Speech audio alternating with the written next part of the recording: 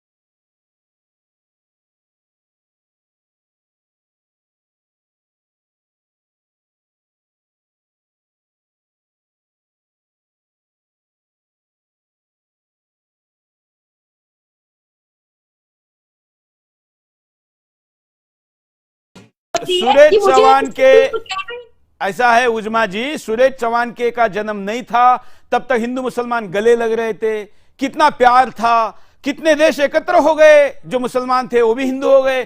सुरेश चौहान के ने पत्रकारिता शुरू की तो बांग्लादेश बन गया, पाकिस्तान बन गया, कितना कितना क्या क्या हो गया, कश्मीर से हिंदू भगा दिए गए। तो इसका दोष मैं ले लेता हूं।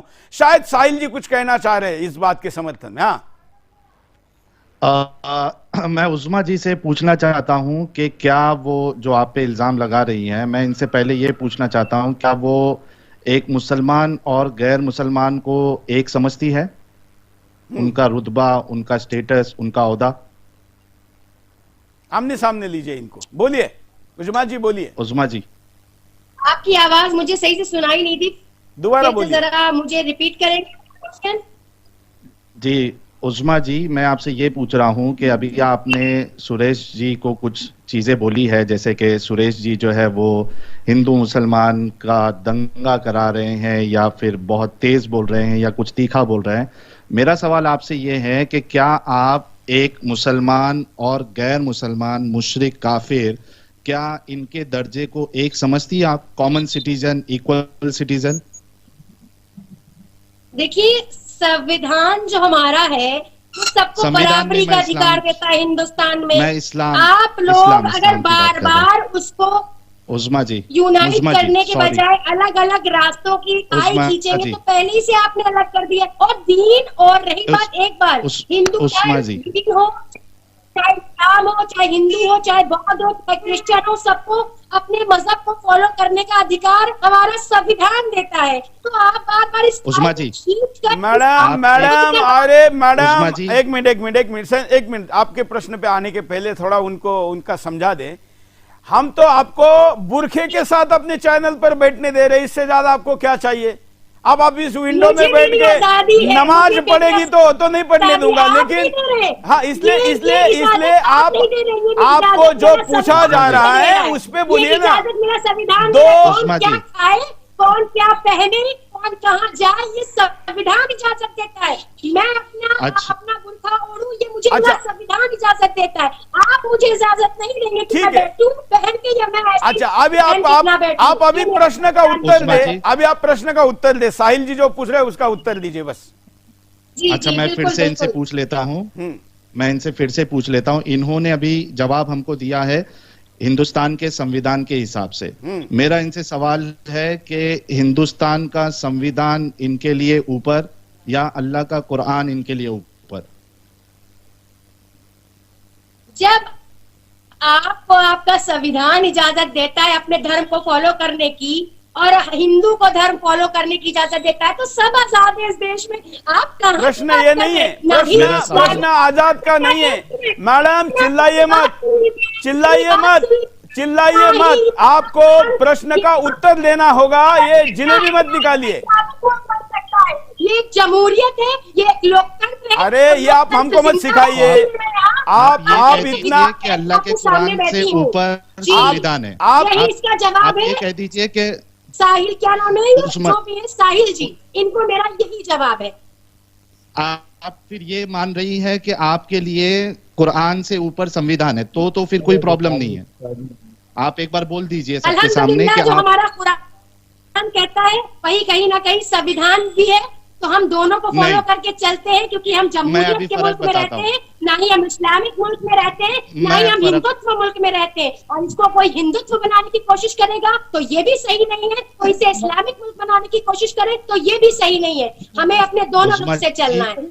बाकी आप अपनी बात इतना को रख सकते हैं। जज्बाती, उज़्मा जी, इतना जज्बाती होना सेहत के लिए अच्छा नहीं होता। मैं आप थोड़ा जज्बाती नहीं हूँ, तहम्मुल मैं, से मुझे लग रहा है ना कि आप ऐसे जानबूझ के तो थोड़ा कंट्रोवर्सी करना चाह सुनने रहे हैं की कि भी मैं कोशिश आपको करिए। ऐसे जवाब दूं। मैं ऐसे ही बोलती हूँ, मैं देखिए, जज्बाती हूँ। आप तो थोड़ा- कोई थोड़ा राखी चुप हो सावंत तो है नहीं कि मुझसे आपको होती है। आपको कोई कंट्रोवर्सी हम करवा रहे हैं। आपसे हम क्यों अब आप कंट्रोवर्सी राखी करेंगे? सावंत जैसे हम बीच क्यों में मैं कंट्रोवर्सी आई, करेंगे? उसके लिए क्या हमने किया जाए? हमने आपको बड़े बड़े सम्मान के साथ, बड़े सम्मान के साथ आपको बिठाया है। हमने इस शो उस्मा की जी, शोभा बढ़ाने के लिए आपको बिठाया है, हो हल्ला करके खराब करने के लिए नहीं बिठाया। अब उस्मा शादी जी, आप इस्लाम को रिप्रेजेंट कर रही है, आप इस्लाम को रिप्रेजेंट कर रही है। कमजोर होंगे तो देश कमजोर होगा। तो हमने, अरे भाई आप भाषण ही ज्यादा दे रही है। जज्बाती हो के आप भी ना बोला करें। मैं आपकी काफी आप भाषण ही नहीं, भाषण ही दे रही है। आप सुनिए ना। पहली बार बैठी हूँ यहाँ। अच्छा, वो आप हवल्ला तो आप लोग ने मचा अच्छा, रखा है। अच्छा, अच्छा, वो ठीक है, ठीक है। मीडिया ने मचा अच्छा, रखा अच्छा, है। आपको- वो हवल्ला हम लोग नहीं मचाते हैं। अच्छा, आपको अवसर दिया, ये हमने अच्छा किया कि बुरा किया? आपका शुक्रिया भाई। हाँ बस, धन्यवाद। आपका अब बहुत इनको थोड़ा शुक्रिया कि चुप आपने करिए मुझे थोड़ी दिया। देर। अब अच्छा, मेरी बात सुन लीजिए। हाँ, मेरा पॉइंट बाकी है। अब इन्होंने कहा कि भाई हमारा कुरान जो है कहीं ना कहीं वही संविधान जो है या हिंदुस्तानी संविधान से मैच खाता है। जो पहला पॉइंट उन्होंने रेस किया कि हमारा संविधान जो है उसके नजदीक हिंदू, मुसलमान, सिख, ईसाई, जो भी आप, irrespective of what ever faith you follow, religion, आप एक बराबर है संविधान की नजर में। लेकिन क्या कुरान की नजर में बराबर है? तो आप देखिए सूरह बय्यिना, सूरह नंबर 98, इसकी आयत नंबर 23 है। क्या कहती है, सॉरी, हाँ, आयत नंबर 6 है। क्या कहती है? इन्नल्लज़ीना कफरू मिन अहलिल किताबि वल मुश्रिकीना फी नारि जहन्नम खालिदीना फीहा उलाइका हुम शर्रुल बरिया। आपका कुरान, आपका अल्लाह ये कह रहा है कि जो लोग काफिर है यानी अहले किताब और मुशरिक, वो दोज़ख की आग में पड़ेंगे और हमेशा इसमें रहेंगे। ये लोग सब मखलूक से बदतर है। जो मुशरिक है, पॉलिटिस्ट है, अहले किताब है, यानी हिंदू, क्रिश्चियन, इसको आपका कुरान कहता है कि ये वर्स्ट ऑफ क्रिएचर है। आप कह रही है कि सब एक है, आपका अल्लाह कह रहा है ये वर्स्ट ऑफ क्रिएचर है, यानी सुअर से भी गया गुजरा है।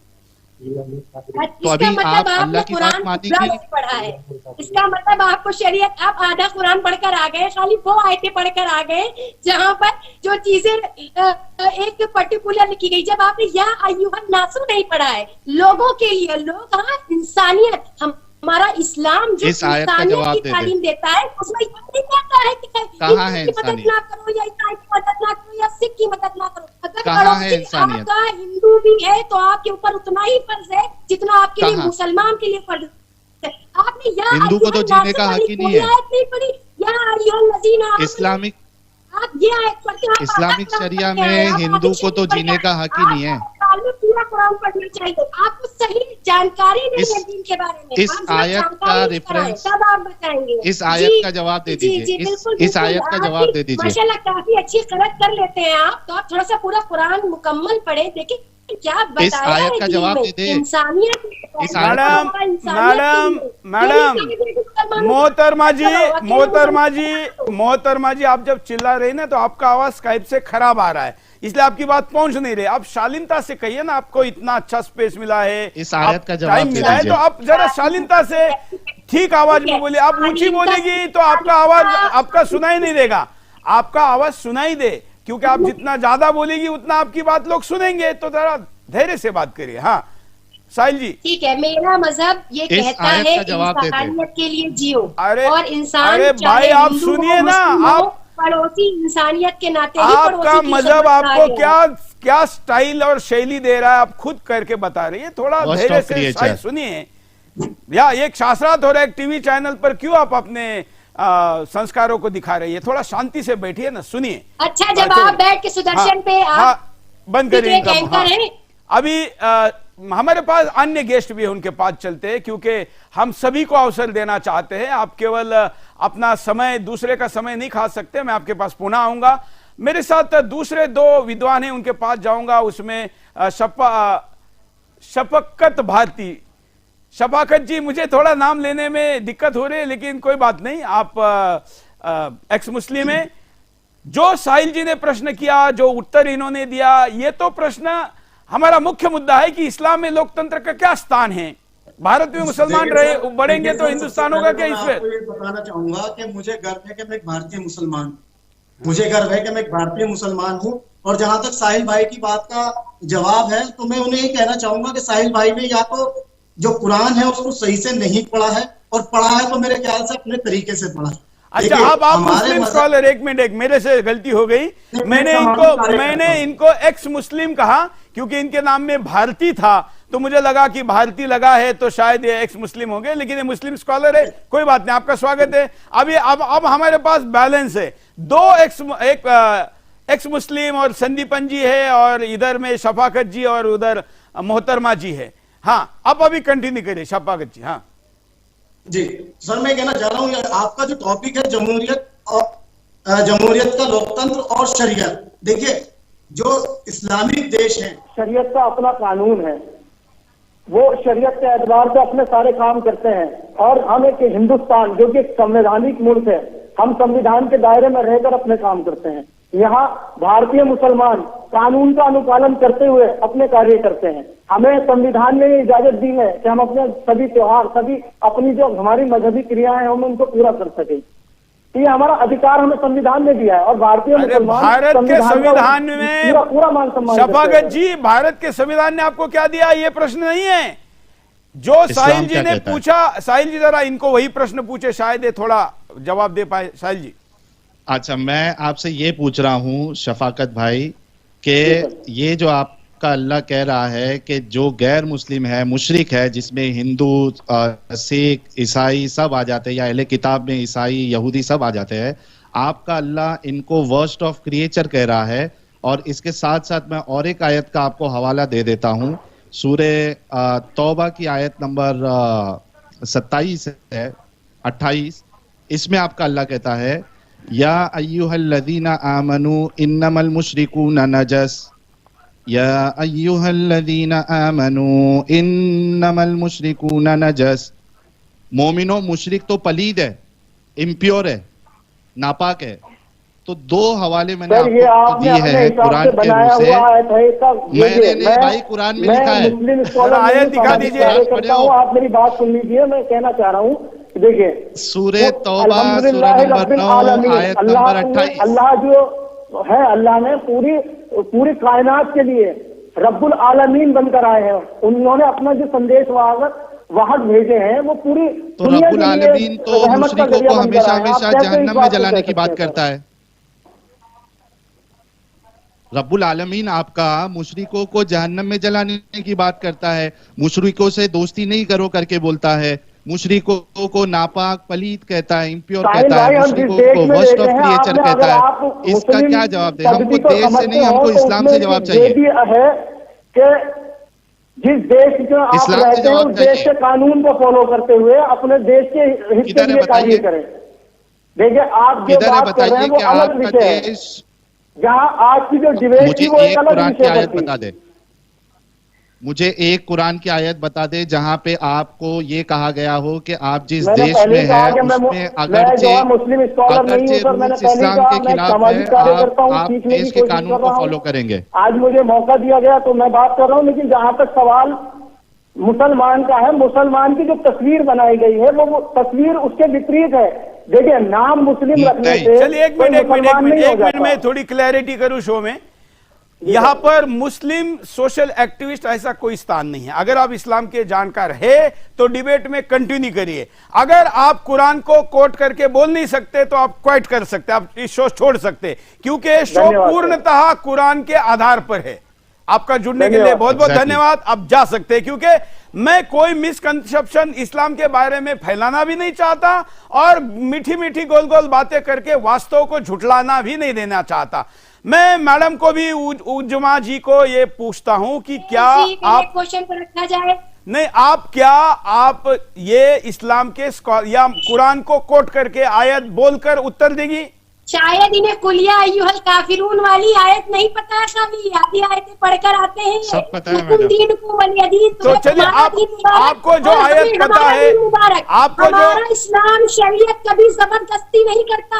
इस्लाम से आपको मैंने ये नहीं पूछा फैलाया। कि आप इस्लाम आप लोगों को आधी जानकारी लेकर चलिए। बैठते हैं। आप सुनती तो है नहीं।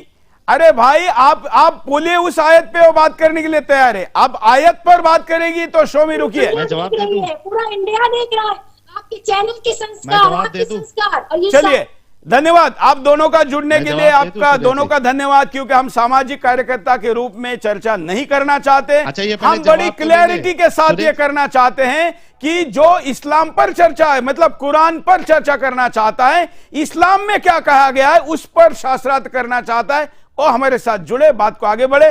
अब मैं संदीपन जी के पास आता हूं। संदीपन जी, आप अभी इस विषय पर आइए। अब दोनों को मैं अभी समय दूंगा, आप चर्चा करिए। संदीपन जी। जी, मैं तो ये हवाले के साथ ही बात करता हूं। और ये जो मैडम जी कह रही है हमारे यहाँ जमहूरियत है, ये है वो है, तो आइए देखते हैं जमहूरियत का किस तरीके से सम्मान कुरान ने किया है। सूरह अनफाल आयत नंबर 39 को देखिए। तो सूरह अनफाल आयत नंबर 39 में अल्लाह तबारक व तआला जिक्र फरमाते हैं, वक़ातिलुहुम हत्ता ला तकून फितनतु व यकून अद-दीनु कुल्लहु लिल्लाह, कि जब तक अल्लाह का दीन, जब तक अल्लाह का जो निजाम है पूरी दुनिया में फैल ना जावे, काफिरों को जहां पाओ वही कत्ल करो। जब तक अल्लाह का दीन फैल ना जाए दुनिया में, काफिरों को जहां पाओ वही कत्ल करो। देखिए कितना अच्छा डेमोक्रेसी है ना। आइए चलिए और भी देख ली। यहाँ है कि अफा हुक्मुल जाहिलियती यबगून वमन अहसनु मिनल्लाहि हुक्मुल लिकौमी युक़िनून। अब क्या वे अज्ञान का फैसला चाहते हैं कि क्या वो इस्लाम, वो अज्ञान कहते यानी काफिरों को अज्ञानी कहते, कि क्या मुसलमानों को ये पूछा जा रहा है कि क्या तुम अज्ञानियों का फैसला चाहते हो जिनमें कोई ज्ञान नहीं है? तो विश्वास करने वाले लोगों के लिए अच्छा फैसला करने वाला कौन हो सकता है? यहां बताया गया है कि विश्वास करने वालों के लिए अल्लाह ही सबसे अच्छा फैसला करने वाला है। तो इससे ये साबित करना चाहते हैं, इस आयत से ये इस्तदलाल करते हैं, इस आयत से ये लोग ये मसला निकालते हैं कि जो फैसला होगा, जो निजाम होगा दुनिया का, वो अल्लाह का ही निजाम होगा। और देखिए कि सही बुखारी 71426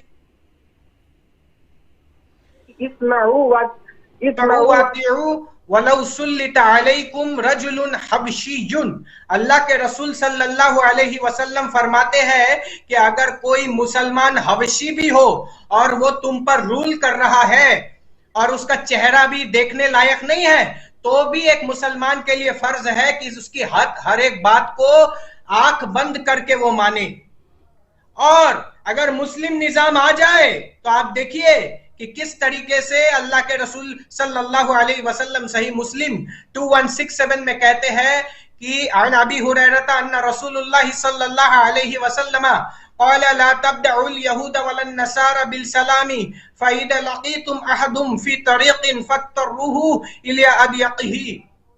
ये अल्लाह तबारक व तआला के रसूल सल्लल्लाहु अलैहि वसल्लम ये फरमाते हैं कि यानी ये इस्लामी निजाम का मैं आपको बता रहा हूं कि रसूलुल्लाह के जमाने में रसूलुल्लाह कह रहे हैं कि यहूदियों और ईसाइयों को सलाम भी मत करो, यानी अस्सलामु अलैकुम व रहमतुल्लाहि व बरकातुहू, ये शब्द से भी उनको ना नवाजो।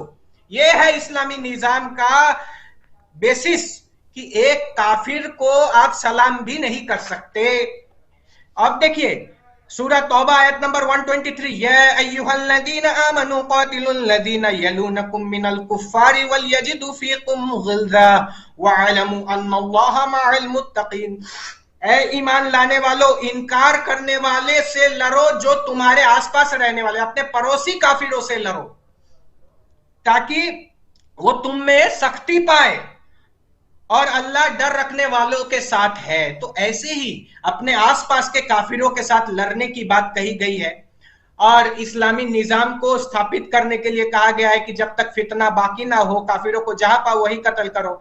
और सूरह तौबा आयत नंबर 29 को माननीय साहिल साहब ने अभी बताया कि क़ातिलुल्लज़ीना ला युमिनूना बिल्लाहि वला बिल यौमिल आखिर, कि कत्ल करो, उनके साथ जंग करो जो अल्लाह और अल्लाह के रसूल के निजाम को नहीं मानते।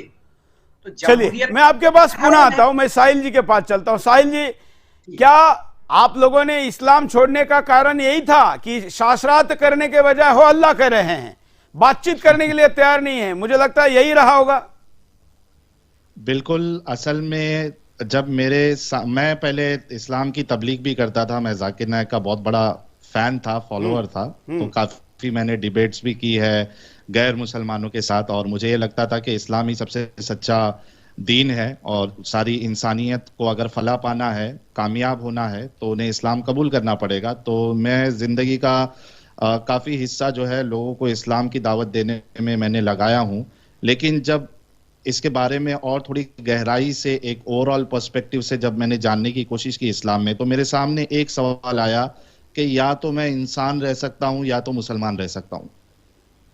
यह सवाल मेरे सामने आया कि मुझे इंसान बनना है या मुसलमान, क्योंकि मुसलमान इंसान या इंसानियत उसके अंदर नहीं हो सकती, उसको एक चीज चूज करना पड़ेगा, मुसलमानियत या इंसानियत। तो मेरे नजदीक इंसानियत ज्यादा ऊपर थी, इस वजह से मैंने फिर इस्लाम को छोड़ दिया, क्योंकि एक मुसलमान कभी इंसानियत पे अमल नहीं कर सकता।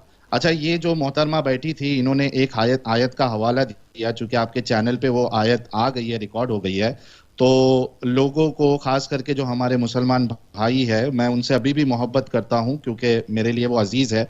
मुझे ऐसा लगता है कि उनको बेवकूफ़ बनाया गया है इस्लाम के नाम पर, और उन्हें इस्लाम की हकीकत बताना ज़रूरी है। तो मेरा कभी ये मौक़िफ़ नहीं रहा है कि मुसलमानों के साथ हेट किया जाए, उनसे नफ़रत की जाए, बल्कि उनको इस्लाम की हकीकत बताई जाए ताकि वो भी इस जंजाल से बाहर निकले। तो चूंकि उन्होंने एक कुरान की आयत का हवाला दिया है सूरह काफिरून का, तो मैं समझता हूं कि आपके इस न्यूज़ चैनल के माध्यम से आधी अधूरी बात नहीं जाना चाहिए, एक कंफ्यूजन नहीं होना चाहिए। उन्होंने सूरह काफिरून की बात की जिसमें अल्लाह कहता है, जो उन्होंने कोट किया, और हिंदुस्तान के अक्सर जो मौलवी हजरात आप बुलाएंगे अपने चैनल्स पे या बाकी कोई भी चैनल्स पे, उनके पास ये 2-3 आयत ही होती है जहां से वो सोचते हैं कि हम बच जाएंगे, लेकिन नहीं बच सकते।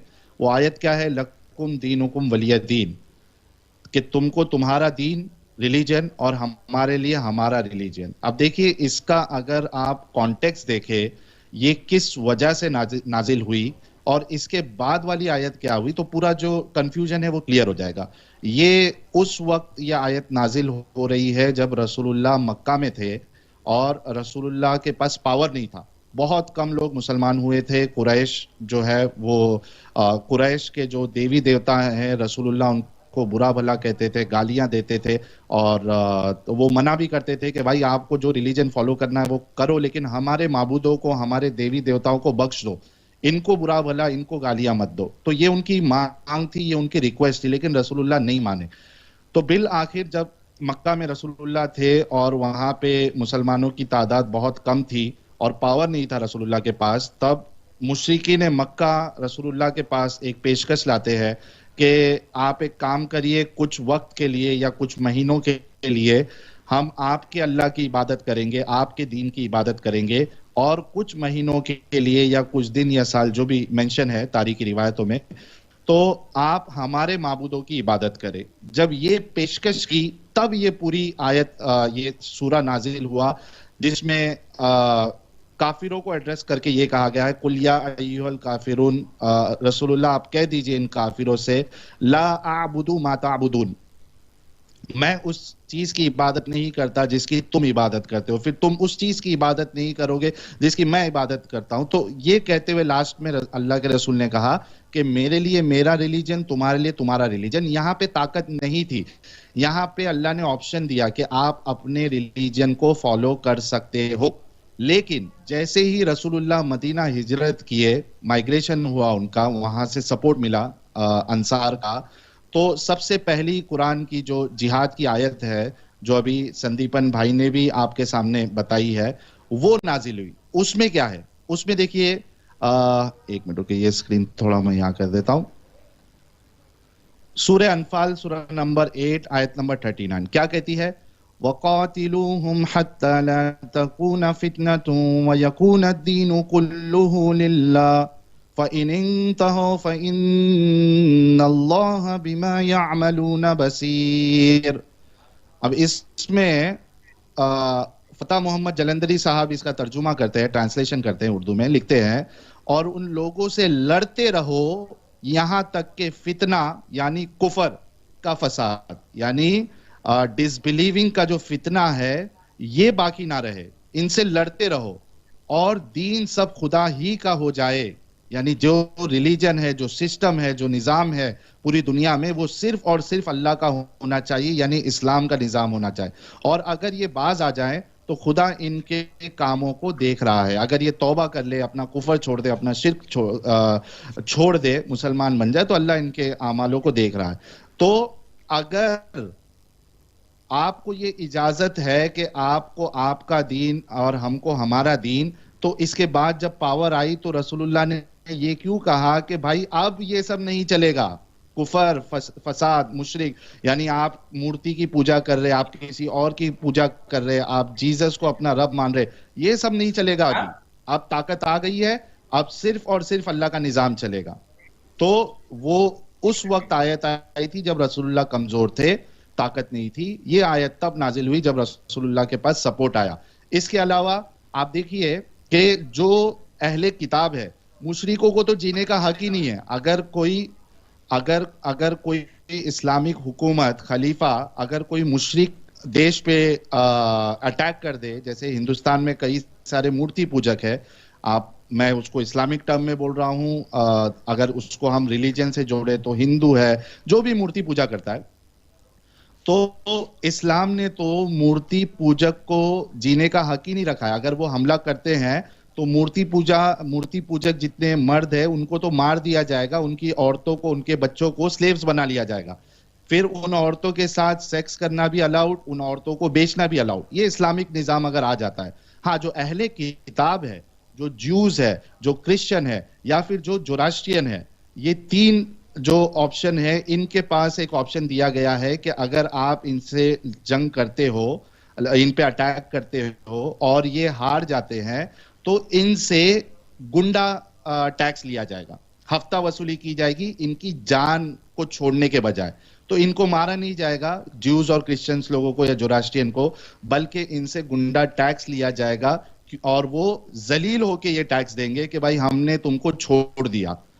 ये सूरह तौबा सूरह नंबर 9 आयत नंबर 29। तो किसी का ये कहना कि लकुम दीनुकुम वलिया दीन ला इकराह फिद्दीन, ये बिल्कुल यानी एक धोखा देने के बराबर है, क्योंकि जो असल इस्लाम है वो ये है कि सिर्फ और सिर्फ दीन अल्लाह का होगा। इसके अलावा आप देखिए कि अगर इस्लामिक निज़ाम आ जाए, शरीयत आ जाए किसी देश में या हमारे हिंदुस्तान में, तो चोर के हाथ काट दिए जाएंगे।